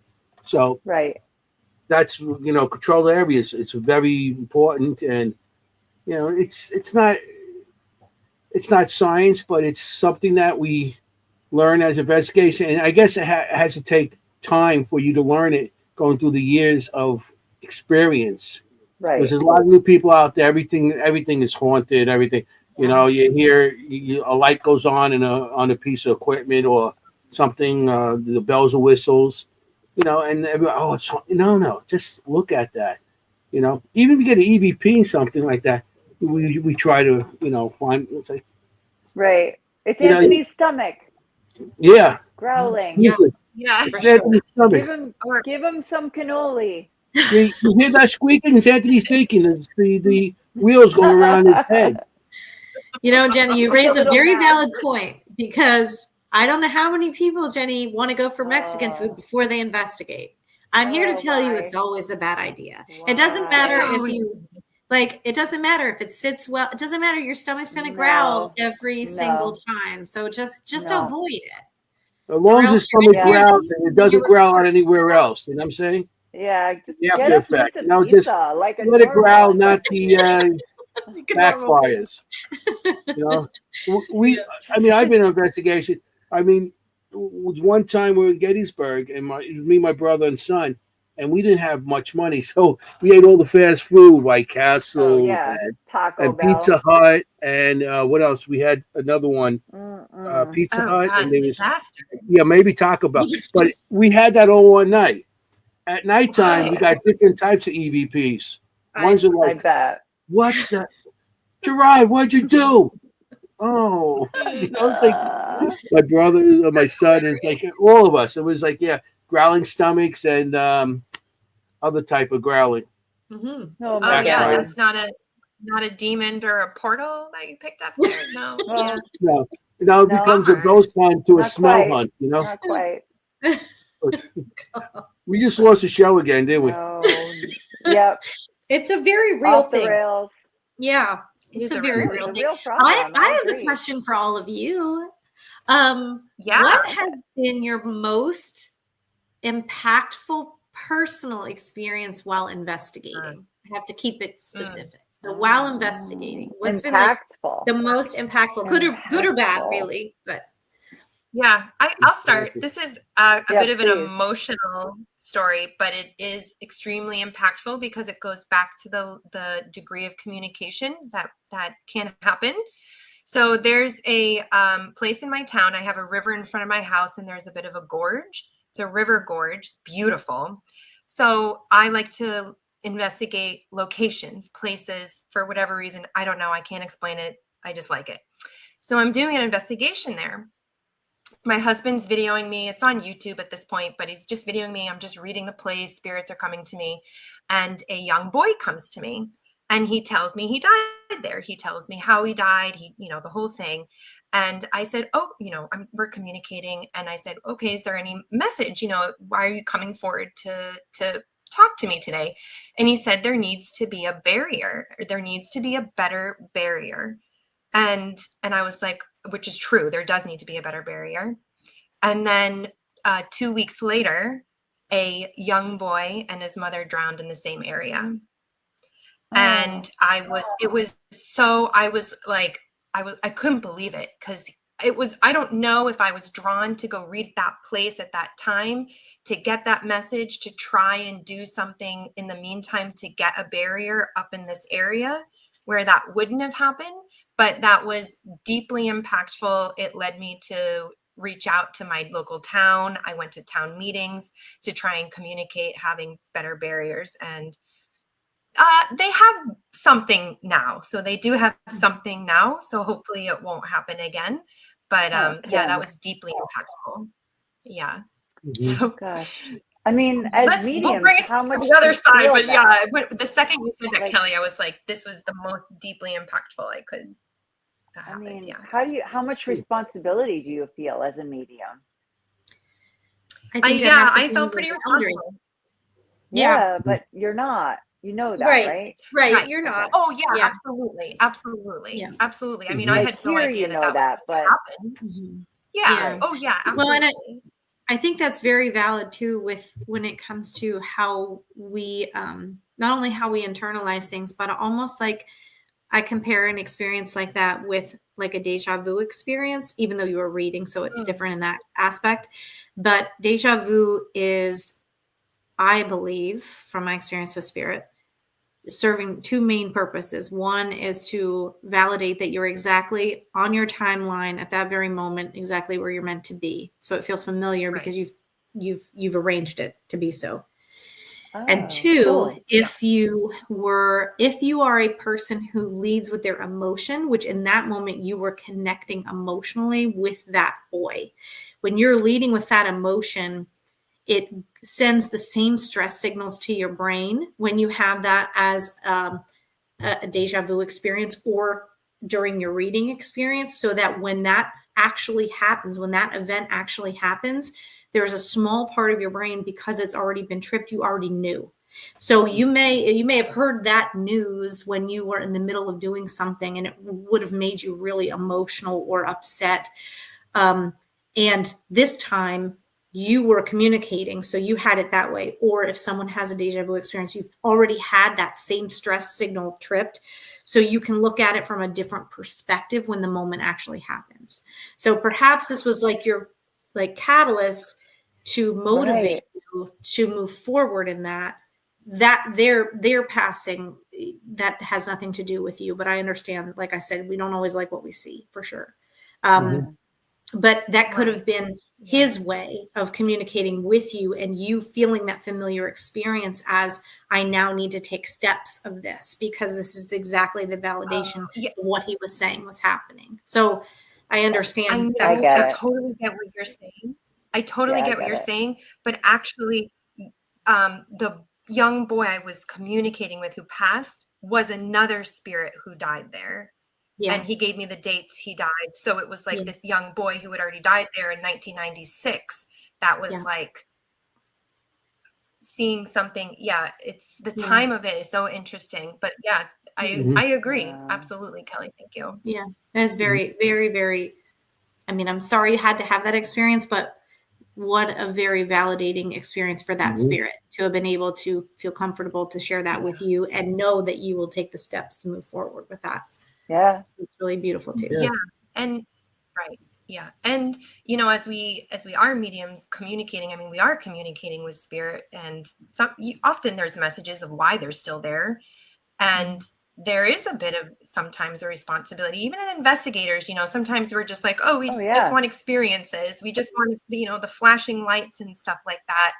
And, I always say this, like every phenomena is a spirit. There's a person behind every phenomena that we're seeing. So it is more meaningful.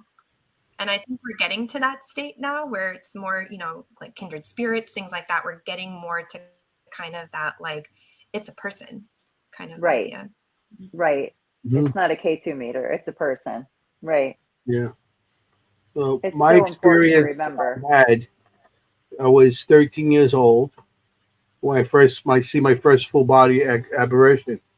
And I was with a group of my friends. We're walking back, and where I lived in Glendale, they know, is surrounded by 9 cemeteries. And so when you go out of the town, you go to the next town, you cut through cemeteries. So we're coming back, and I see my first full body apparition sitting. She was actually praying over graves, which I found out later were children graves. They all died during 1918 during the flu, influenza, whatever they had that then. And it freaked me out. So I went home and I had a dream that I had to go back to the cemetery that night. Not that night, but the following night. And I went back. I told some friends I went back with them. And there's an old church that used to sit up on the hill in the cemetery.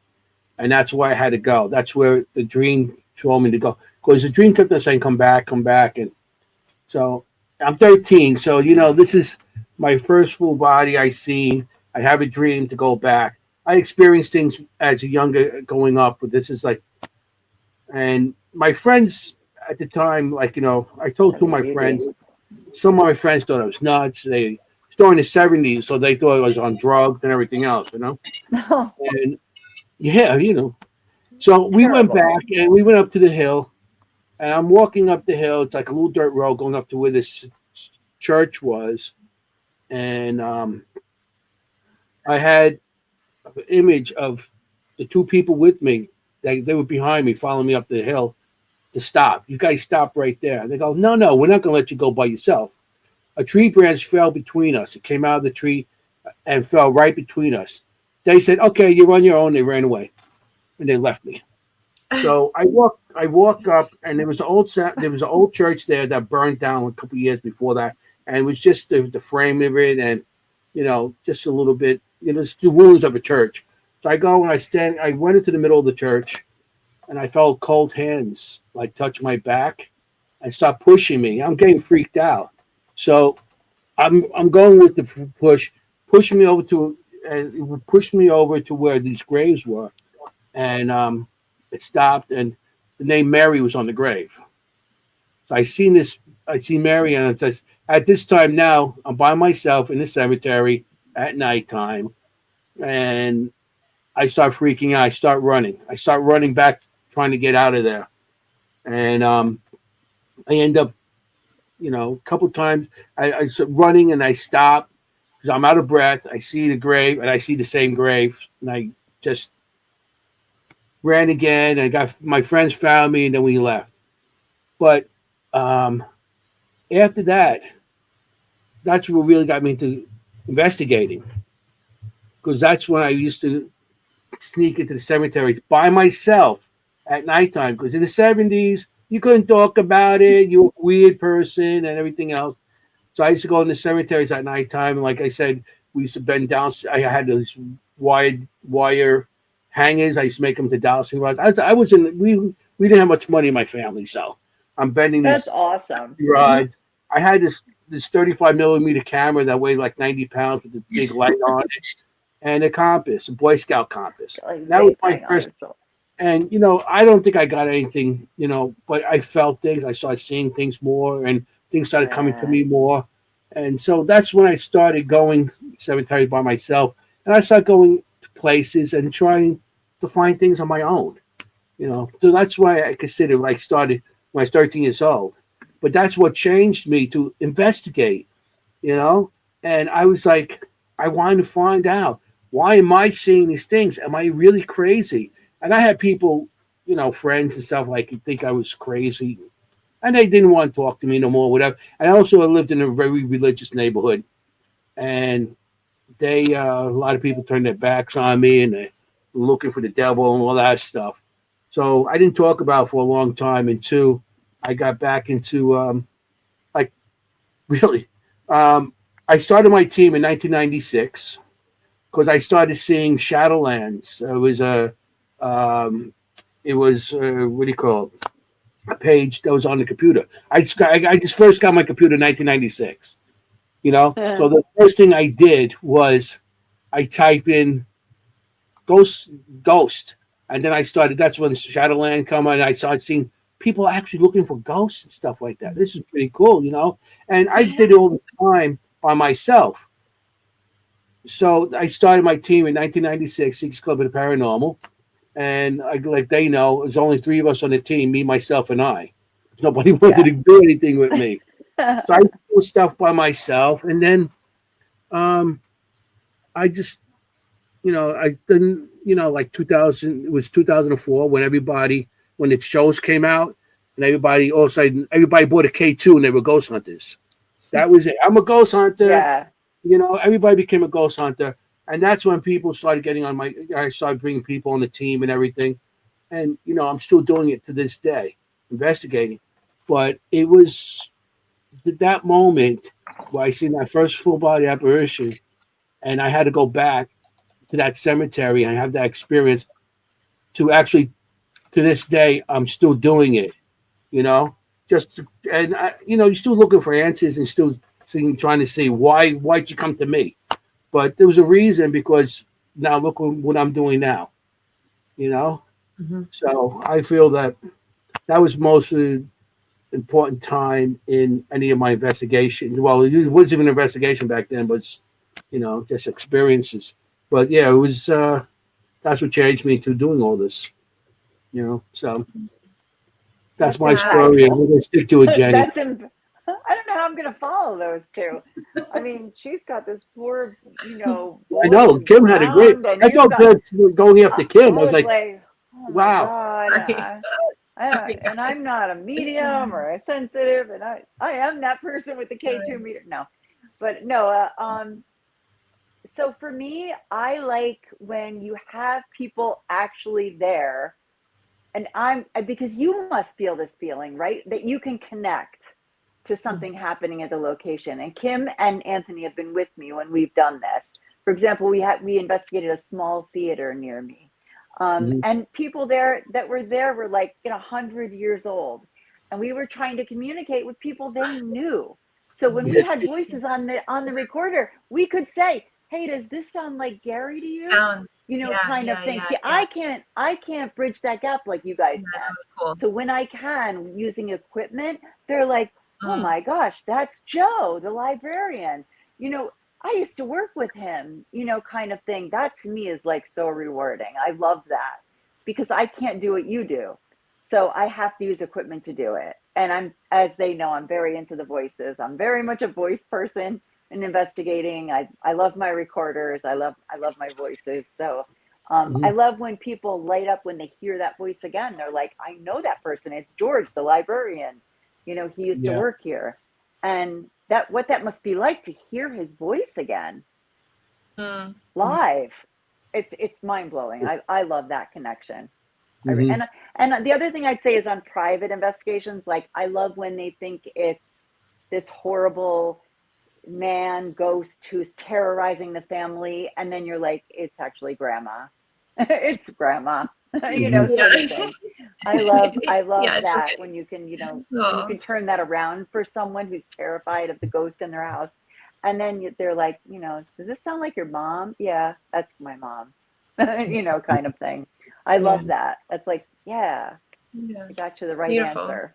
Right, making those connections. Absolutely. Yeah. And exactly. Flip wouldn't mind me sharing the story of his, but how amazing and talented he is with ITC work. So Flip does a lot of, he's just fantastic when it comes to that sort of work. And he absolutely, one of the places that he raves about and we investigated is the Shanley Hotel, of course, close to, not too far from all of you. So we were there several times. One time we all went as a group and he got some recordings, and then he had gone again and replayed some of the recordings from the other time that he'd gone, and he was friends with Sal, the man who ran the Shanley Hotel before he had passed. And actually captured his voice on audio and shared it with the new owners and who also knew him, and they were like, oh my gosh, his voice, so that communication that you do is so validating and creates those connections, and spirit knows what they can say that's going to be cool. Like, this is definitely this person. Right. Oh, Chris. Yeah. Okay. So true. You can tell him that, Chris. But it's just so fascinating. And even if it's not the same tone of voice, because again, it can be, but it's particular words or particular clues or intonation or pauses.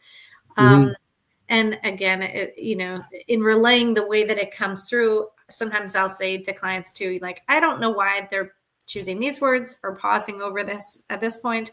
And then it makes good sense to that person who is there. And that's who it's about. So, it's really neat for those connections when they can be made, and that validation of that communication. Yeah. So with Flip, we were there with Flip at one time, and he was asking, that's when Kelly first took over, and with Sal's room, he had his little apartment upstairs. That's before Kelly moved in and everything. And it was in there with me, Flip. I think my brother was there. Ron and Lourdes were there also. I think they were there that time too, yeah. And he asks, and he goes, Sal, if you're here, what did you call everybody? And it came out that way with his because he had a raspy voice. The guy smoked cigarette after cigarette. So he goes, family. And Flip was like, we all like, that sounded like him, because I knew Sal also. And, it was like, wow, it was like a little tear-jerking moment because, it was, you could hear it was his voice because he had that raspy type of voice. Family. So, it was really Anthony, I thought you were going to say about in Burlington Prison when we had your friend Joe. White Joe. Castle. I have a friend that passed. He was on my team. He was my right hand. Oh, so good. This was so good. It's killing me. Matter of fact, on the these are his bands. He passed away. Matter of fact, in March it was 4 years. Okay. But he had a bad heart. He had heart transplant and stuff like that. And what happened was his him and I were talking, and he was like, if either one of us go, we got to contact each other. We'll come and so I said, yeah, let's have a code word and stuff like that. And we came up with the word. Well, this was our favorite thing, White Castles. White Castle. It was a phrase. So it wasn't like, it's not like, there wasn't a one word thing. It was like 2 words. So it definitely pertains to us. Yeah. And it ended up that we're in Burlington Prison, and we're doing Ron and Lourdes. We're doing running the PDSA, the seance, the digital seance, and we're running that. And Ron knows because he came through also at Penhurst. Joe came through. So Ron asks, he goes, Joe, if you're here. I thought if it was you Ron or Joe, me. I said, Joe, you're here. Joe, if you're here. What's our code word? What's our word? And White Castle came up. Like White Castle, so clear. And Ron goes, on the Ron's the digital seance. Ron, I know he's watching. He's He like, turned white. Oh. Like he was like, oh my God. Right like out. White Castle. Like right amazing. away. And I knew it was Joe because I said, Joe. And I said something else. He goes, F you. I said, that's Joe. Yeah. That's that's my guy. So that's profound. it. That's Joe because that's what we do is curse at each other and eat food and investigate. It was really good. It was good. That was a good one. Yeah. He came through White Castle. And White Castle is a word that you would hear. No, even on the radio, if you hear it, they don't. I haven't heard a White Castle commercial in years. No. Yeah. Or even on TV, for that matter. No. So it was so clear. So that's something awesome. He came through in Penhurst also, with White Castle, and also he came through Knickerbocker Hotel in Pennsylvania. Mm-hmm. That one also So cool. he came through. Yeah, so it's pretty cool when he comes through and he says that, I love that. And like I said, Ron and Lourdes know who he is, and they know that when it comes through, it's like, wow, it's pretty cool. So yeah, that's a good one. That is wow, great validation from him for you. Yeah. It comes through, and So Kelly, do you have one? What's yours? Of course. You must have a million. You right? Must have a million. I was sitting here thinking because I was like, I hope they don't spin my own question back on me because I don't know how I'm going to pick one. Your own. But You're think on the spot. Okay. Well, I think my experience, there are so many poignant for so many different reasons. But one of the top ones that I think impacted me a lot wasn't even through an investigation. It was when I was teaching school. And again, I kept very separately my business life, metaphysical life to school life. And I had a student in my class who was, she was a little girl that would spin helicopter circles around the classroom most of the day, like just arms out, whirligig style, like off in her own little land. And so there were some issues that came out of that, attention and different things that really made it tricky for her to focus on any task at any time. And so 3/4 of the way through the school year, she flittered into the room and flittered up to my desk. And she said, I made you something. And I said, okay, like I'm impressed. Any task got done. I'm like, oh, awesome. Yeah. What did you make? She lays this photo or this drawing on my desk, which perhaps was the best photo. I mean, it was the best photo by far, or picture by far I had seen her make all year long. So it was this picture of, again, I would draw my house a certain way for the kids. So when I would draw on the whiteboard or chalkboard, I would draw it a particular way. So I'm like, here's my house with my green roof. Here's Lincoln. He is my dog with pointy ears. Here's Maggie. She's my dog with floppy ears. Here's the kitties. So I draw them the same way. So in her picture, she had all of that stuff. She's like, here's your house with the green roof. Here's Lincoln with his pointy ears. Here's Maggie with her floppy ears. And here are the beings that live with you. And I said, oh, again, I'm like playing stupid.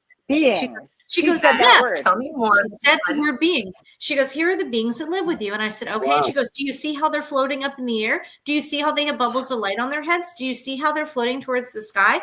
And again, me playing stupid, keeping this separate from school, I said, of course. Oh, are they nice beings? And with the attitude that only she could produce, she put her hands on her hips and she looked at me and she said, well, yeah, you talk to them. And I said, oh, okay, well, like, are they those happy? Beings. Oh, those beings. Yeah, Jenny, yeah, that. And I said, oh, so are they happy? And she goes, well, yeah, like, yeah. I said, well, am I sharing what they're actually saying? And she said, yes, Miss Miller. Like, she was like, come on, like, I should know this by now. And then she kept telling me details of the photo, of the picture that she drew. I say photo because it was so realistic for her. So it was like, you know, she put lights around their heads, and I said, now, are they always at my house with me? And she goes, well, not always. And sometimes they're different if you're around other people. Like, she had already heard all this stuff in her meditation, apparently. Yeah. And then she comes in and she shares this with me. And she put the most time and effort into not only her picture, but the explanation. And then she focused on our conversation for probably darn near 8 minutes about what she drew and me asking pretend stupid questions about these beings. And then she like flittered off for the rest of the day and then did helicopters as per usual. It was this like divine moment of like whatever her willingness to produce this picture for me. Wow. Shared with me, and I thought to myself, I'm doing the right thing. Like, I thought this is what I'm meant to do. You know, it's teaching, whether it's in the classroom or a different way, but I was very thankful because it was just such an impactful moment. It didn't even come from an investigation. It was just like, this is your path. Like, and it means a lot that, you know, the kids were so comfortable about sharing. Yeah, I was impressed too, Mary Beth. I didn't think she would ever, like, she just focused so hard on this. And I actually took a picture of the paper. I kept the paper somewhere, but I wanted to make sure I had a copy. So I took a picture of it with my phone, and I still have it on my phone because it's just a moment that, to me, I won't forget, because those you know, kids don't have the filter that adults have. And so I know that she's relaying to me exactly whatever came to her. And I was very thankful for that. So it kind of was very validating and impactful to me in a different way, but only on the edge of the paranormal, I guess. That's awesome. Okay, you find everybody there.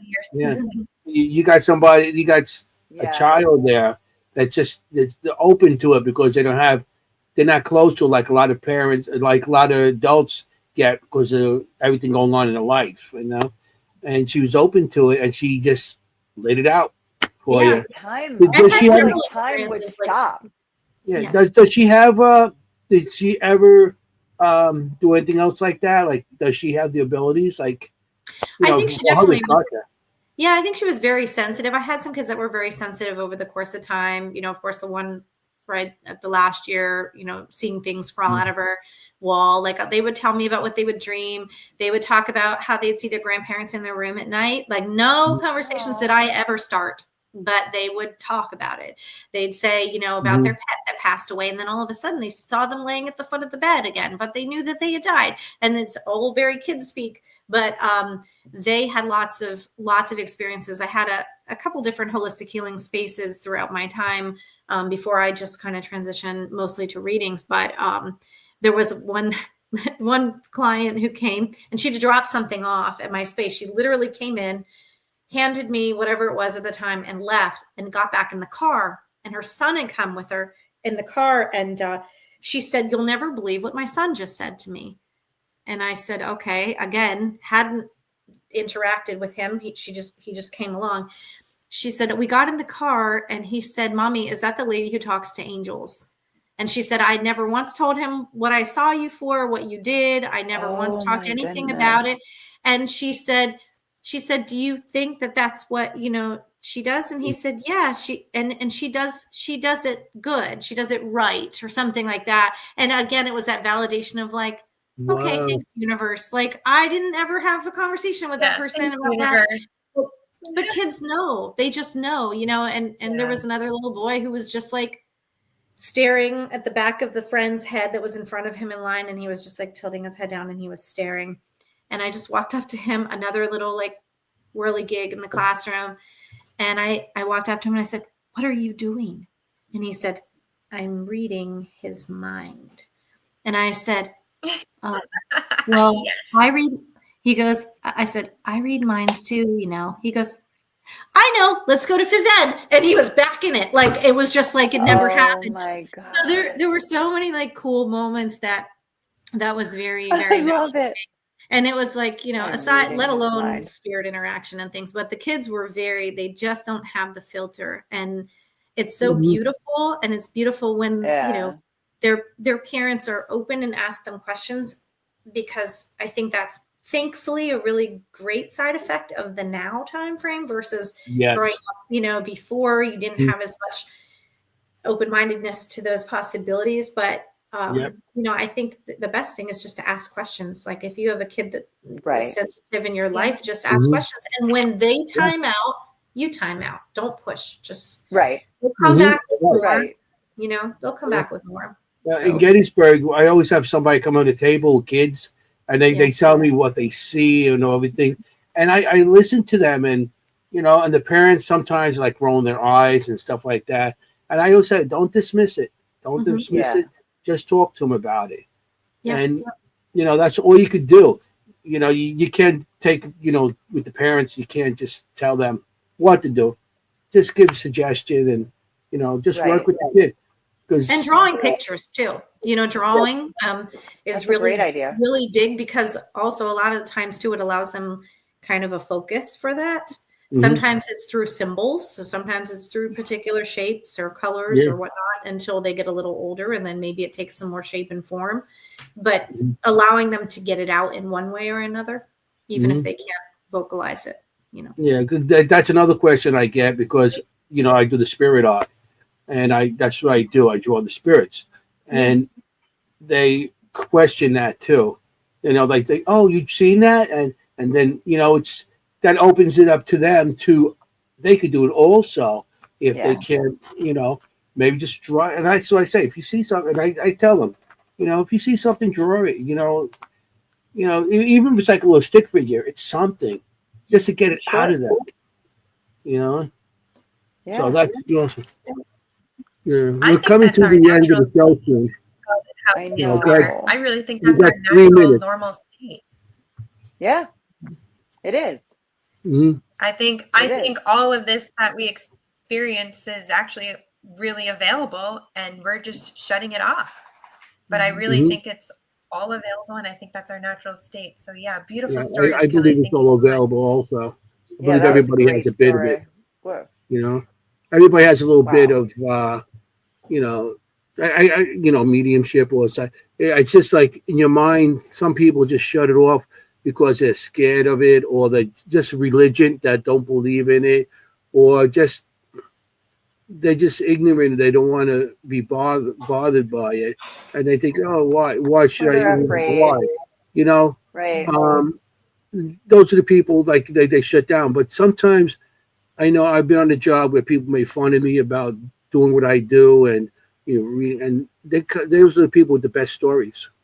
They get you by yourself. And a group of people that are making fun of you, but then, because being an electrician in the city, you know, you with groups of people, they're like, they always make a comment, but then when they're by yourself, you know, my grandfather came to me the night he died. Right. And I'm like, and you're making fun of me, but I don't make fun. I just let them, you know, tell me their story. Yeah. But those are the people with the best stories sometimes. And you open their mind. Yeah, you open their mind, like exactly. Hearing, you know, about you and what you do, or the experiences you've had, has allowed them to feel comfortable, and it gets it off their chest too. Yeah, some people actually say that I feel better now. You know, that somebody's actually listening to me. Right. You know, I always try to talk to people. I don't stop talking. You know that. Unless you three are around, then I have to sit there and listen to you guys. Doesn't. Yeah. Well, yeah, that's true.